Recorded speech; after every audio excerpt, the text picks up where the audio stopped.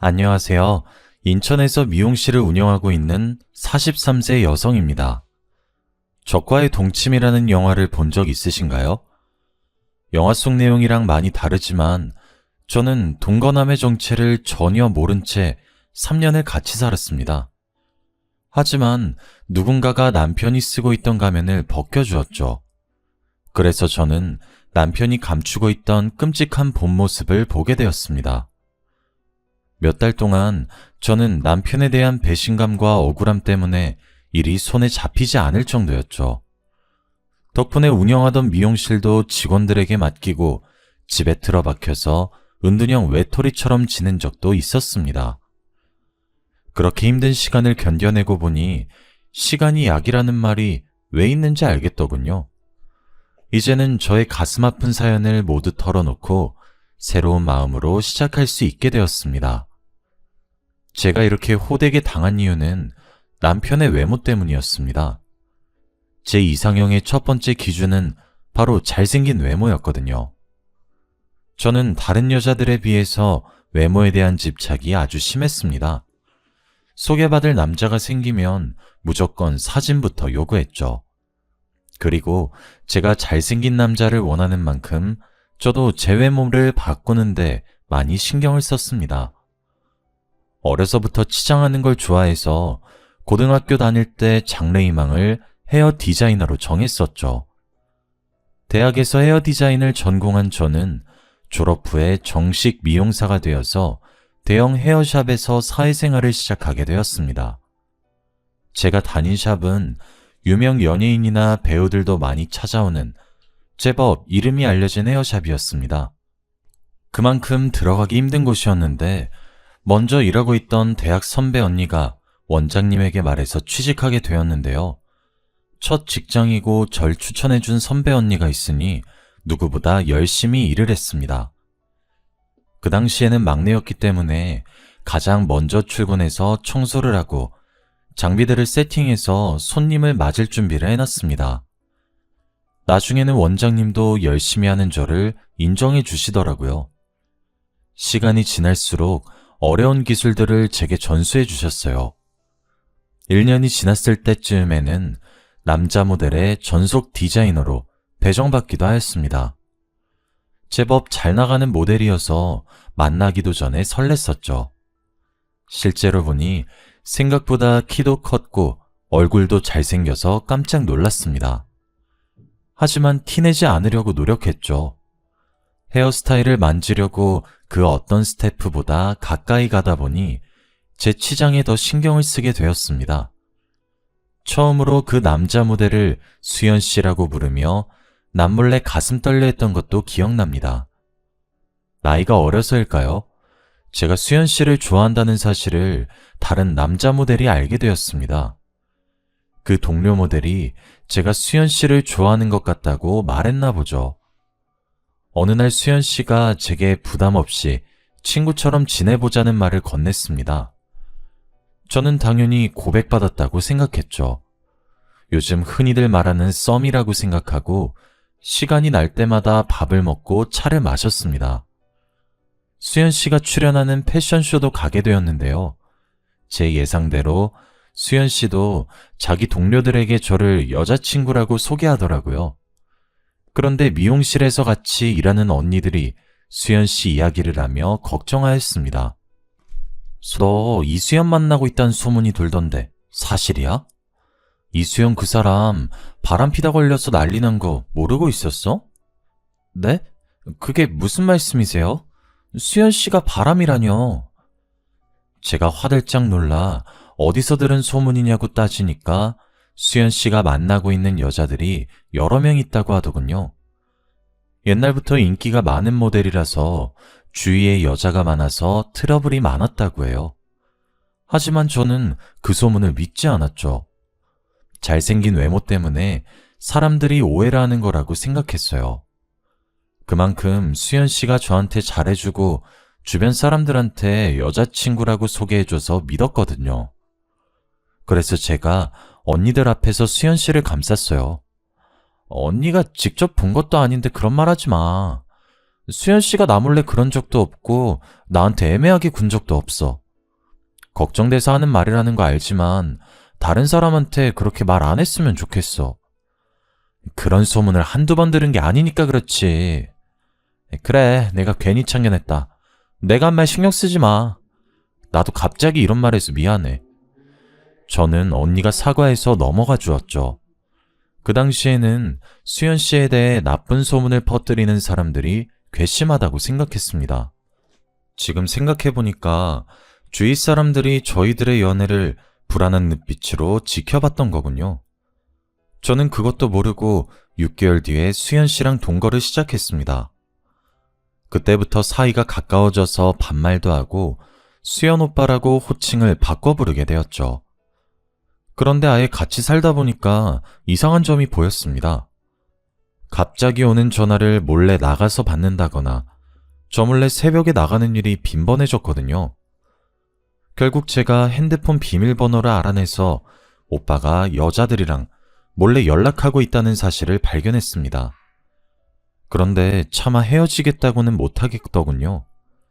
하지만 오빠를 정신 차리게 하려고 강수를 뒀습니다. 오빠, 이렇게 바람 필 거면 헤어지자. 뭐하러 나랑 사귀는데? 뭐? 헤어지자고? 지금 진심으로 말하는 거야? 그래, 헤어져. 그 여자들한테 가서 만나달라고 해. 오빠 나 억지로 만나는 거잖아. 아니야, 희영아. 내가 잘못했어. 사실 네가 오해한 거야. 난 그런 짓 하려고 만난 게 아니라. 저는 오빠가 잡아주길 바랬습니다. 그런데 저를 붙잡으려고 구구절절 변명을 늘어놓고 매달리는 오빠를 보니 마음이 놓이더군요. 오빠가 아직 저를 좋아한다는 사실을 알아내고 지금 만나고 있는 여자들을 모두 정리하겠다는 다짐을 받아냈습니다. 하지만 오빠는 약속을 지키지 않았죠. 전 그것도 모르고 오빠랑 결혼을 했는데 결혼 후에도 바람을 피우고 있었습니다. 뒤늦게 모든 걸 알게 되었지만 한동안 모른 척하고 지냈습니다. 오빠와 이혼하게 되는 상상을 하니 무척이나 괴로웠거든요. 이제는 연애할 때처럼 헤어지자는 강수를 둘 수도 없었습니다. 앞으로 어떻게 해야 할까 골머리를 앓고 있을 때 또 일이 터지고 말았습니다. 미용실에서 퇴근하고 집에 들어오니까 오빠가 웬 여자랑 안방 침대에 누워있더군요. 제가 잘 알고 있는 여자였습니다. 여러분도 다 아시는 유명한 여자 모델이었거든요. 저는 그 여자 모델을 본 순간 이젠 끝을 봐야 되겠다는 생각이 들었습니다. 당신 지금 뭐 하는 거야? 어떻게 다른 여자를 안방에 들일 생각을 해? 진짜 미친 거 아니야? 아니, 나는 우리 그냥 누워만 있었어. 당신이 생각하는 그런 짓 안 했다고. 뭐? 그게 말이 된다고 생각해? 오빠가 어처구니 없는 변명을 내뱉길래 헛웃음을 내뱉었습니다. 제가 결국 못 참고 소리를 지르면서 물건을 집어던지니까 오빠가 이런 식으로 할 거면 당장 이혼하자고 오히려 큰 소리를 치더라고요. 그리고 집을 나가버렸죠. 남편을 놓칠 수 없었던 저는 남편에게 가정으로 돌아올 기회를 여러 번 주었습니다. 하지만 전 남편은 끝내 내연녀를 선택했고 저는 눈물을 머금고 전 남편과 이혼하게 되었습니다. 그렇게 저는 초혼에 실패하게 되었습니다. 혼자 살게 된 후로는 미용실을 운영하면서 여러 남자들을 만나게 되었습니다. 하지만 재혼할 정도로 좋은 남자가 나타나지를 않아서 재혼은 거의 포기해버렸죠. 그러다 7년 뒤에 미용실 단골 손님과 친해지게 되었습니다. 제가 규철씨, 규철씨 친근하게 부르면서 자주 오라고 먼저 다가가니까 친구처럼 지내게 되었죠. 규철씨는 저보다 5살 연하였습니다. 제가 남편에게 끌린 이유는 당연히 잘생긴 얼굴 때문이었는데요. 규철씨랑 사이가 급격하게 가까워지니까 이번에도 주위 사람들이 저를 말리기 시작했습니다. 제가 규철씨랑 재혼하고 싶다고 말했거든요. 저희 엄마도 미용실까지 찾아오며 지금 결혼하지 말고 조금 더 만나보라고 재혼을 뜯어말린 적도 있었죠. 지금 결혼은 안 된다. 사귄 지 얼마나 됐다고 그래? 1년, 아니 2년만 더 만나봐. 사람은 오래 봐야 알 수 있어. 엄마, 오래 봐도 모르는 게 사람이야. 이번엔 내가 다 봤다니까? 여자 관계도 깨끗한 사람이야. 너 그놈 잘생겨서 그러는 거지? 남자든 여자든 얼굴 반반한 것들은 인물값 하는 법이야. 이왕 재혼할 거면 조건 좋고 푸근하게 생긴 사람한테 가야지. 남편 얼굴 뜯어먹고 살 거 아니니까 다시 생각해봐. 푸근하게 생긴 사람은 바람 안 펴? 규철 씨가 잘생겨서 엄마가 오해하는 거야. 엄마보다 내가 더 잘하니까 걱정하지 말고 가만히 있어. 제가 이렇게 고집을 피우니까 엄마가 집에 가서도 매일 전화를 하며 걱정을 하시더라고요. 물론 저도 재혼하다가 또 이혼하게 될까봐 걱정됐지만 남편은 절대 이혼할 일이 없을 거라고 했습니다. 장모님도 참, 내가 무슨 바람을 핀다고 그래. 내가 그동안 만난 여자도 4명밖에 없어. 가볍게 만난 적 한 번도 없는데 왜 그렇게 말씀하시나 몰라? 그래, 자기 진지한 거 나도 알지. 자기 한 번 연애하면 3, 4년씩 연애했다며. 나는 자기 믿어. 저는 남편의 연애사를 전부 알고 있었고 연애나 결혼에 대해 진지한 사람이란 걸 알고 있어서 재혼을 결심하게 되었습니다. 그런데 남편이 결혼하기 전에 조건을 들어달라고 하더군요. 동거부터 시작했으면 좋겠다는 겁니다. 그리고 후에 결혼하더라도 애는 2년 뒤에 가졌으면 좋겠다고 말하였습니다. 젊었을 때 동거를 해본 적이 있어서 동거부터 시작하자는 조건은 저도 받아들일 수 있었습니다. 남편에게 동거하고 싶어하는 이유를 물어보니 저랑 같더군요. 같이 살다 보면 서로에 대해 몰랐던 걸 알게 되고 아무리 맞춰봐도 안 맞는 경우가 있으니 같이 살고 싶다는 것이었습니다. 동거하고 싶어하는 이유가 납득이 돼서 오케이 했지만 두 번째 조건은 납득이 되지 않았어요. 그래, 결혼 전에 동거는 할 수 있어. 그런데 애는 2년 뒤에 가지고 싶은 거야? 여보, 내 나이를 생각해야지. 내일 모레면 40이야. 지금 당장 임신해도 노산인데 2년 뒤엔 조금 아닌 것 같아.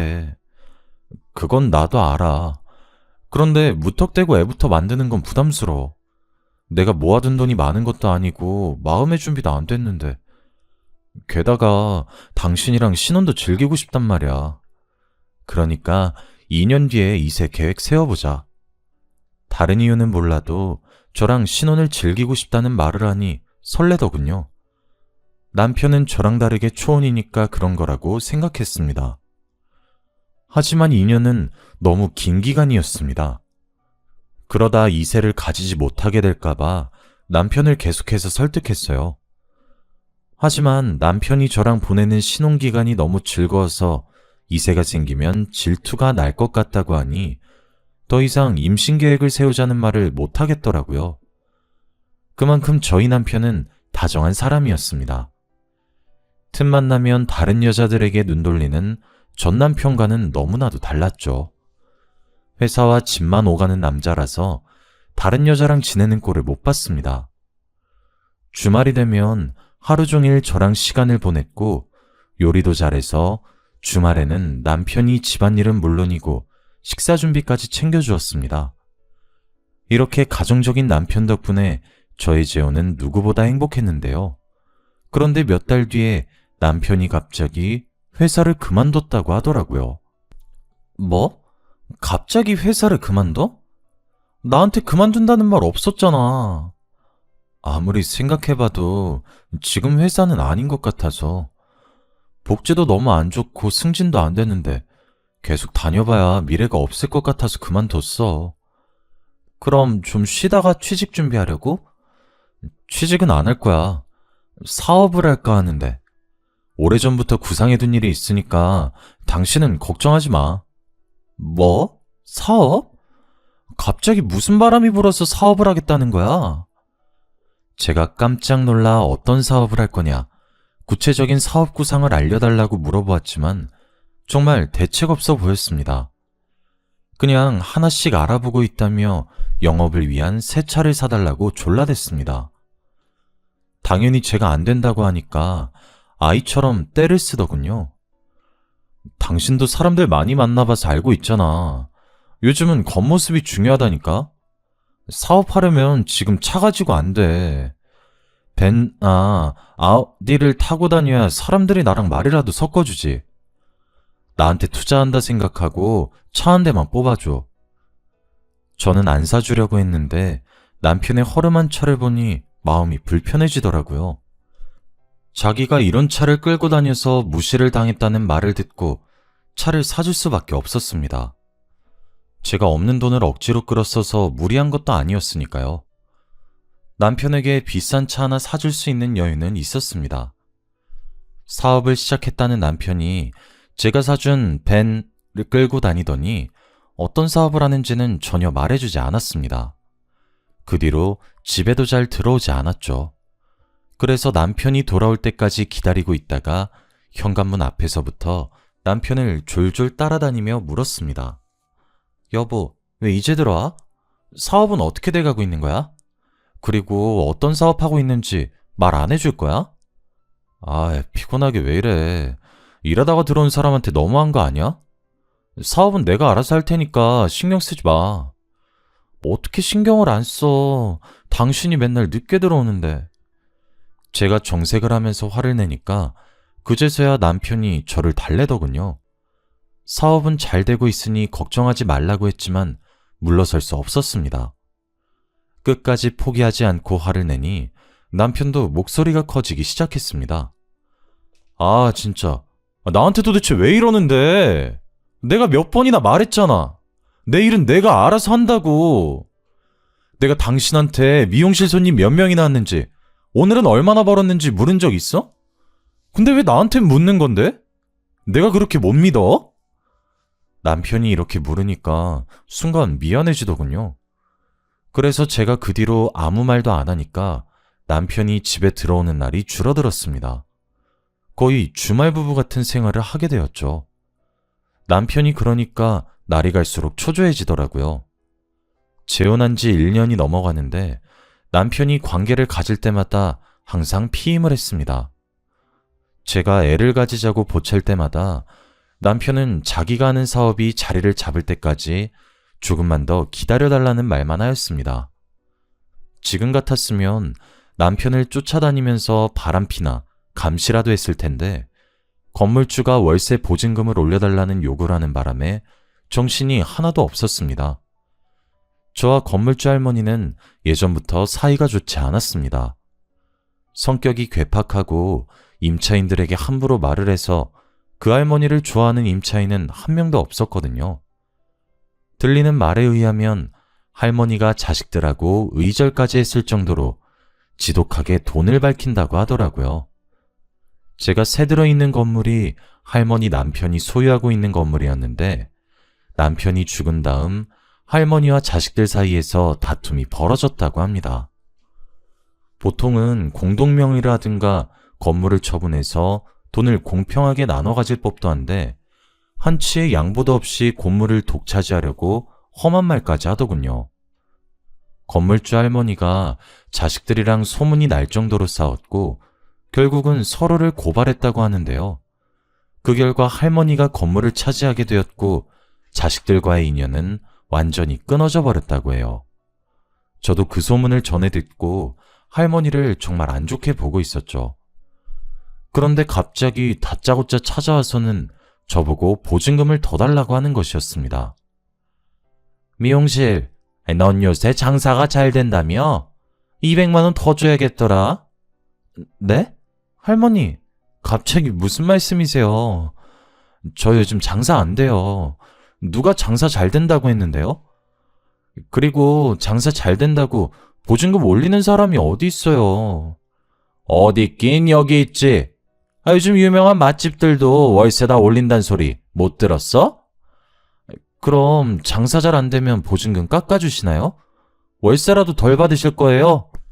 다른 사람이 이런 소리를 했다면 좋게 넘어갔을 테지만 제가 그동안 쌓인 게 있어서 말투가 험악해지고 있었습니다.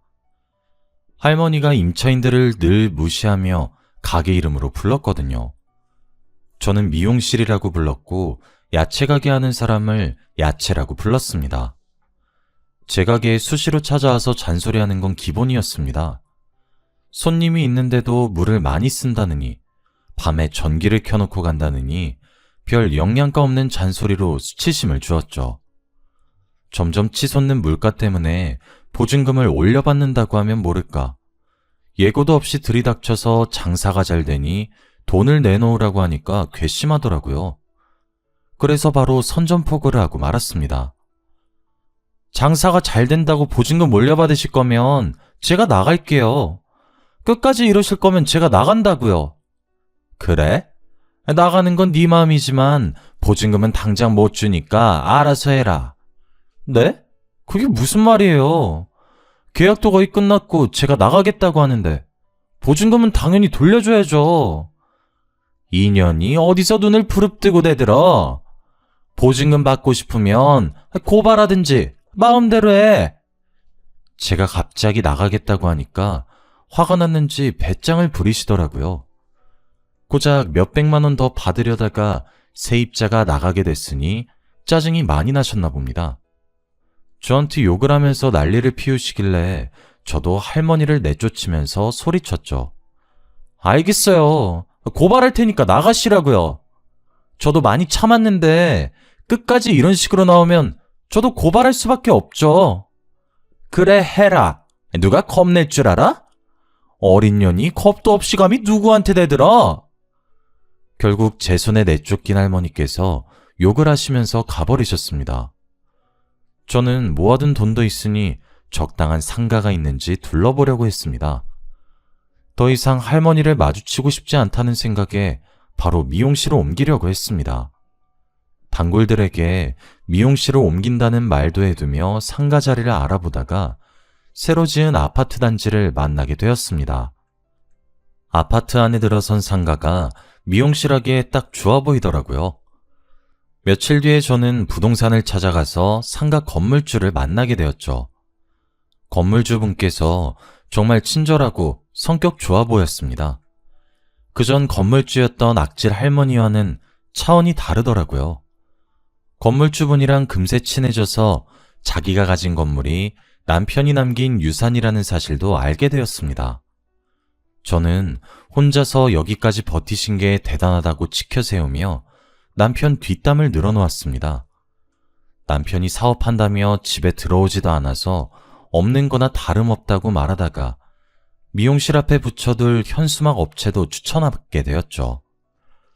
이 동네 사람들이 현수막을 보고 옮긴 미용실로 와주길 바랬는데 저렴하면서 친절한 업체를 만나게 되어서 다행이었습니다. 그래서 제가 그 업체까지 만나고 오니 웬일로 집에 남편이 있더군요.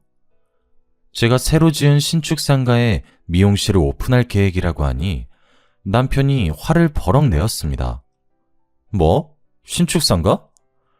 당신은 왜 나한테 말도 없이 미용실 옮긴 거야? 당신은 말한 적 있어? 내가 무슨 사업하고 있냐고 물어봐도 말 안 해줬잖아. 아니, 이건 다른 차원의 문제야. 이렇게 중요한 문제를 남편한테 말도 안 하고 결정하는 게 어디 있어? 저는 남편을 이해할 수 없었습니다. 자기가 하는 사업은 말도 안 해주면서 미용실을 새로 오픈했다고 화를 내다뇨. 게다가 남편이 지금 당장 건물주를 만나보자고 하였습니다. 당연히 그날 밤 남편과 싸우게 되었는데요.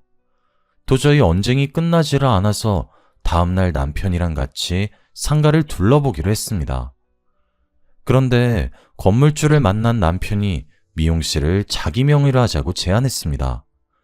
제가 왜 그래야 하냐고, 내가 운영할 미용실인데 내 명의로 하는 게 맞는 거 아니냐고 물었죠. 남편이 또 앞뒤 안 맞는 말들로 우기길래 그냥 제 명의로 계약하려고 했습니다. 그랬더니 제 손을 막아서더니 목소리를 높이더라고요. 또 어젯밤처럼 고집을 피우면서 끝까지 지지 않을 것 같아서 무서웠습니다. 게다가 어젯밤이랑 다르게 건물주랑 부동산 사장이 지켜보고 있었거든요. 너무 수치스러웠죠. 얼른 이 순간이 끝나길 바라면서 남편에게 계약서를 넘겼습니다. 그렇게 남편은 제가 보는 앞에서 미용실을 자기 것으로 만들어버렸습니다. 저는 눈 뜨고 코 베인 격이었죠. 당연히 남편이랑 이혼할 일이 없다고 생각한 제 잘못이었죠. 남편이랑 영원히 살 생각에 미용실을 누구 명의로 하든 상관이 없다고 치부해버렸습니다. 제 생각이 어리석었다는 건 곧 드러나게 되었는데요. 새로 지은 상가에 미용실을 열고 장사를 시작한 지 한 달 만에 남편이 말도 없이 사라져버렸기 때문입니다. 남편이 사라진 첫날 몇 번이나 남편의 핸드폰으로 전화를 걸어보았습니다. 남편의 휴대폰은 꺼져 있었고 이틀이나 기다려보았지만 남편은 돌아오지 않았죠. 제가 남편의 가출을 신고할 생각으로 경찰서에 가려던 찰나 이메일 한 통을 받게 되었습니다. 그쪽 남편이 어디로 사라진 건지 알고 있습니다. 라는 제목의 메일이었습니다. 메일을 보낸 사람은 당연히 모르는 사람이었습니다. 메일 내용을 보니 남편이 숨기고 있는 비밀을 알려주겠다고 하더라고요. 처음에는 누군가 장난을 치거나 스팸 메일이라고 생각해서 답장을 보내지 않았습니다. 우선 경찰서에 신고하고 남편을 기다렸죠. 그런데 미용실 명의를 자기 명의로 바꾼 것도 그렇고 이상한 메일도 신경 쓰여서 남편의 금융거래를 확인해 보았습니다. 그렇게 저는 남편이 미용실을 담보로 대출을 받았다는 사실을 알게 되었습니다. 제 돈을 가지고 도망을 갔던 거죠. 그래서 저는 곧바로 경찰서로 달려가 신고를 했습니다. 하지만 수상한 일은 여기서 그치지 않았어요. 다음 날에 그 수상한 메일을 또다시 받게 되었거든요. 그 메일에는 제가 하루를 어떻게 보내는지 자세하게 적혀 있었습니다.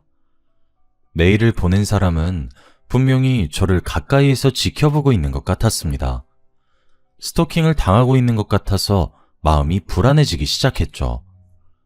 그날 바로 경찰서에 신고해두긴 했지만 그날부터 제 주위에 있는 사람들이 전부 다 수상해 보이더군요.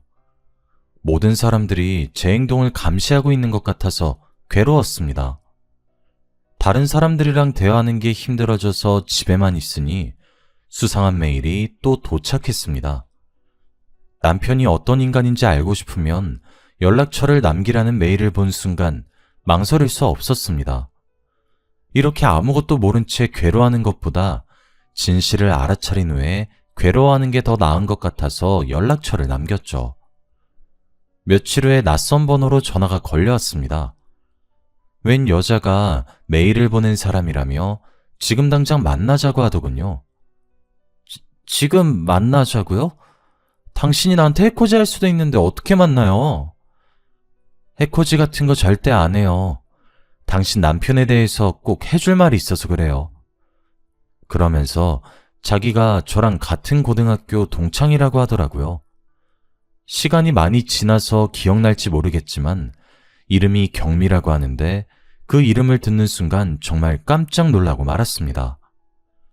진짜 경미일까 하는 생각으로 만나기로 한 커피숍으로 가보니 그곳엔 정말로 경미가 앉아있더군요. 순간 심장이 멎어버리는 줄 알았습니다. 정말 오랜만이다. 이렇게 다시 만나게 되리라고는 생각도 못했는데 세상엔 참 희한한 일이 많은 것 같아. 희한한 일이라니? 너 설마 내 남편이랑 만났던 사이는 아니지? 왜? 그래 보여? 경미의 표정을 보니 제가 전곡을 찌른 모양이었습니다. 경미가 남편이 그동안 숨기고 있었던 충격적인 과거를 이야기해 주었습니다. 그리고 저 몰래 꾸미고 있었던 음모를 말해 주었죠. 그걸 들은 저는 머릿속이 새하얘져서 아무 말도 할 수 없었습니다. 경미와 저는 친하게 지내다 고등학교를 졸업한 뒤로 연락이 끊어졌습니다. 제가 미용실을 시작하고 경미가 직장 생활을 시작하면서 사이가 멀어지게 된 것인데요. 경미는 저랑 멀어진 사이 친하게 지내는 사람도 없고 직장일에도 회의감을 많이 느꼈다고 해요. 매일 정해진 시간에 출근해서 똑같이 반복되는 일상을 되풀이하다 보니 모든 일에 무기력해졌다고 합니다. 회사에 휴가를 내고 기분 전환을 하려고 혼자 여행을 갔지만 나아지지 않았다고 하죠. 그래서 심리상담을 받았는데 번아웃이라는 진단을 받게 되었다고 하네요. 이대로 그냥 두면 공황장애로까지 이어질 수 있다는 말을 듣고 경미가 직장을 그만두게 되었다고 합니다. 몇 달 동안 집에서 혼자 지내다가 카페를 차렸다고 해요. 하지만 외롭고 쓸쓸한 마음은 여전해서 계속해서 치료를 받고 있었다고 하는데요. 그러다가 저희 남편을 만나게 되었다고 합니다. 나는 그놈이 결혼한 줄도 몰랐어.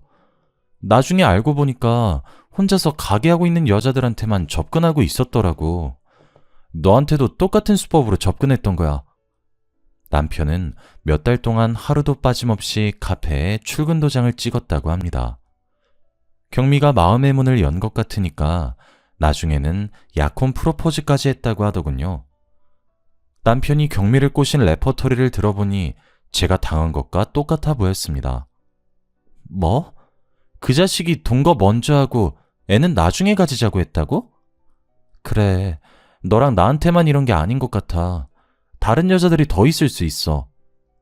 경미한테도 동거하자고 접근해놓고 막상 같이 살게 되니 1년 만에 본색을 드러냈다고 합니다.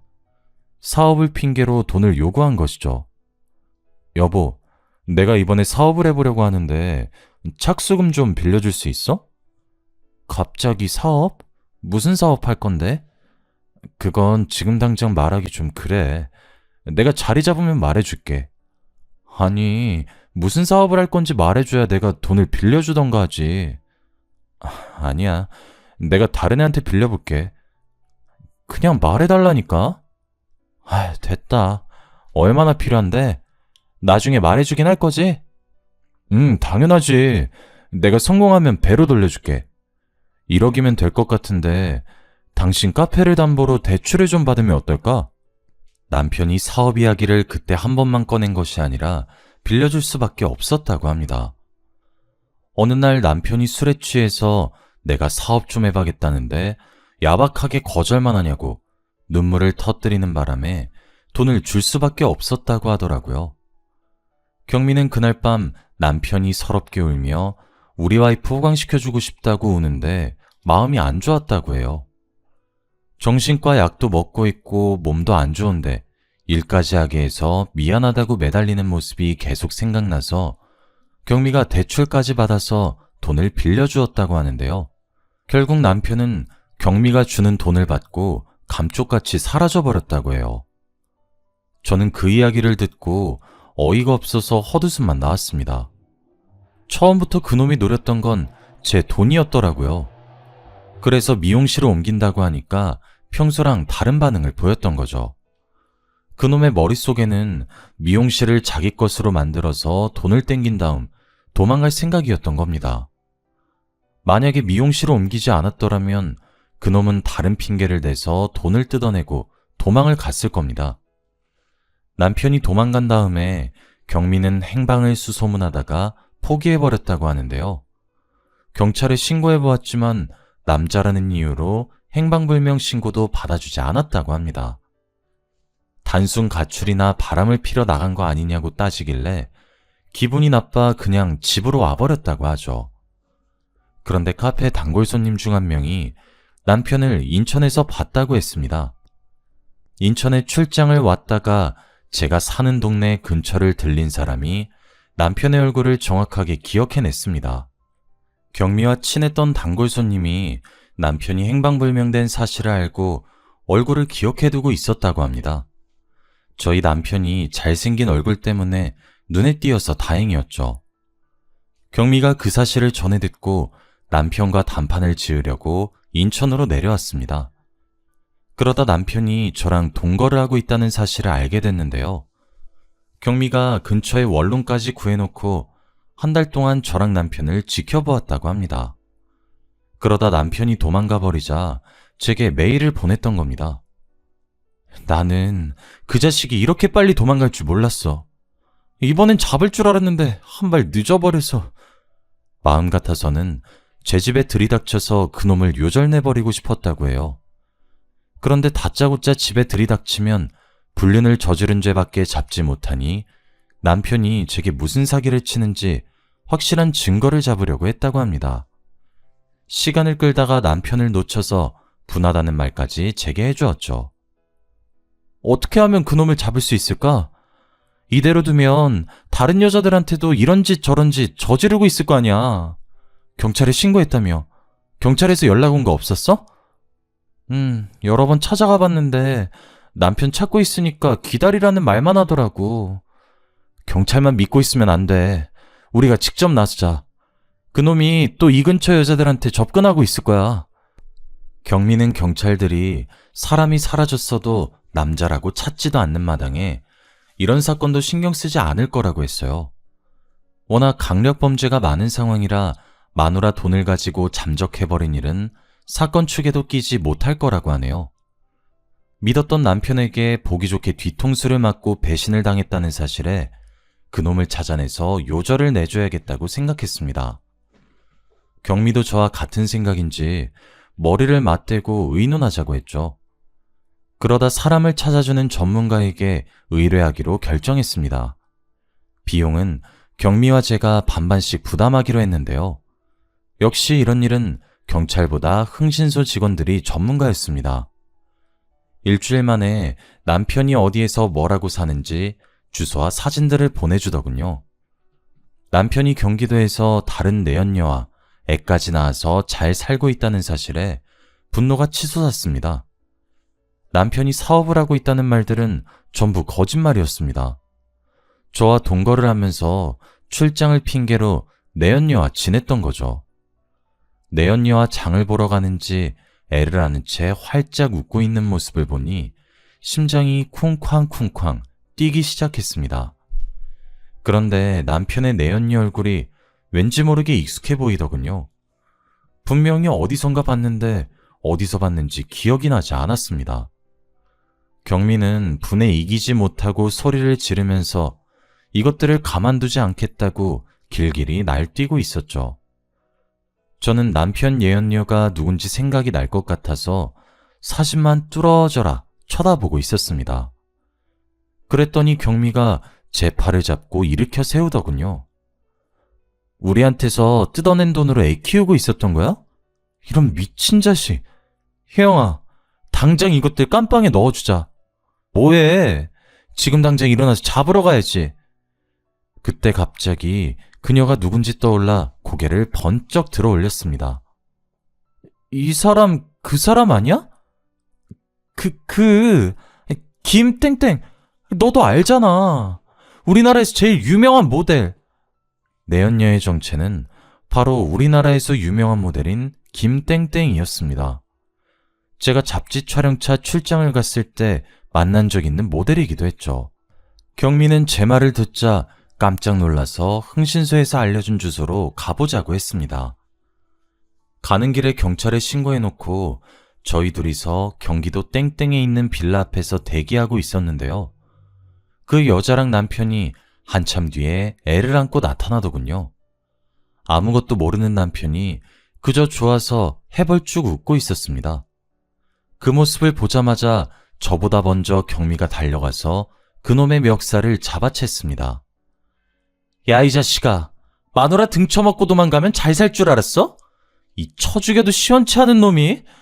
경미가 손톱으로 남편의 얼굴을 긁어놓으니까 깜짝 놀란 남편이 경미를 뿌리치고 달아나려고 했습니다. 하지만 제가 달려가서 그놈을 잡아놓았죠. 저희들이 실랑이를 벌이는 사이에 경찰이 출동했습니다. 경찰이 남편을 체포하는 사이에 저는 남편 내연녀에게 다가가 물었죠. 너 진짜 양심 없다. 세상 사람들이 네가 다 누군지 알고 있어. 그런데 감히 바람을 펴? 저는 내연녀가 죄송하다고 무릎이라도 꿇을 줄 알았습니다. 뭐가 그렇게 당당한지 내연녀가 코웃음을 치면서 저를 흘겨보더군요. 그래서 뭐 어쩌라고? 내가 유명하니까 날 상간녀로 몰아서 돈이라도 뜯어내려고? 난 정식으로 혼인신고한 사이야. 상간녀는 오히려 너희들이지. 그래, 네 마음대로 해봐. 나를 상간녀로 고소해보라고. 근데 10년 전에 내 남편이랑 뒹굴다가 걸린 년이 할 소린 아닌 것 같은데? 뭐? 너 설마? 이제야 기억난 거야? 나 증거도 있어. 네 남편이 나한테 미안하다고 매달린 문자 있다고. 문자? 그거 조작한 건지 어떻게 알아? 너 같은 년 말을 어떻게 믿냐고. 내연녀가 끝까지 재수없는 말들을 내뱉길래 더 이상 참을 수 없었습니다. 저도 모르게 내연녀의 머리채를 잡아 뜯었는데요. 한 번도 아니고 두 번이나 인연 때문에 이런 일이 생겼다고 생각하니 분해서 견딜 수가 없었습니다. 경찰이 있어서 다행이었죠. 경찰이 말리지 않았으면 그년 머리털을 죄다 잡아 뜯었을 겁니다. 그년이 끝까지 자기는 잘못 없다며 저를 체포하라고 소리치는데 속이 부글부글 끓더군요. 이거 놔! 저 년을 체포해야지. 내가 왜 경찰서 가야 하는데? 그 자식한테 여자가 한둘이었어? 왜 내 책임이야? 내연녀가 난리를 피우면서 소리를 질러대다가 경찰에 연행되었습니다. 경찰 조사 결과 둘은 공범이었다고 해요. 큰 돈을 벌 방법이 없으니 혼자 사는 여자들을 꼬셔보라고 재촉했다고 합니다. 애를 가지지 않으면 나중에 자기들의 정체가 발각되어도 문제없을 거라고 생각했나 봅니다. 본처가 피해자라고 나서서 피해를 입은 동거녀를 상간녀로 몰아세우려고 했던 거죠. 실제로 다른 여성들은 남편에게 사기를 당하고도 상간녀로 몰리는 게 무서워서 꼼짝없이 당하고 말았다고 해요.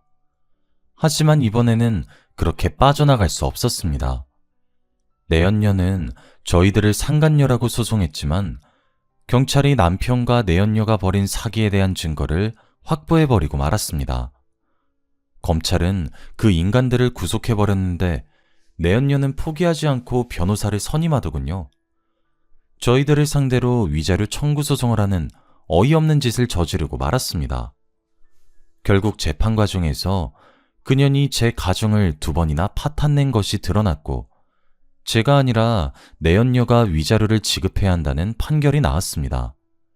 재판 결과에 따라 경미와 저는 그들이 살고 있던 빌라와 현금을 포함해서 모든 재산을 받아냈습니다. 그래서 전 남편이랑 내연녀는 정말 10원짜리 하나도 없는 알거지가 되어버렸죠. 어차피 그 인간들은 돈 같은 건 필요도 없을 겁니다. 교도소에 가면 국민들의 세금으로 먹여주고 재워주고 있으니까요. 경미가 없었으면 이렇게까지 복수하지 못했을 겁니다. 경미의 도움으로 파렴치한 남편과 뻔뻔스러운 내연녀에게 세상이 무법천지가 아니라는 사실을 확실하게 보여주었는데요. 용서는 용서받을 자격이 있는 사람에게만 해야 한다는 사실을 여러분들도 꼭 기억하시길 바랍니다. 여기까지 사연 들어주셔서 감사합니다.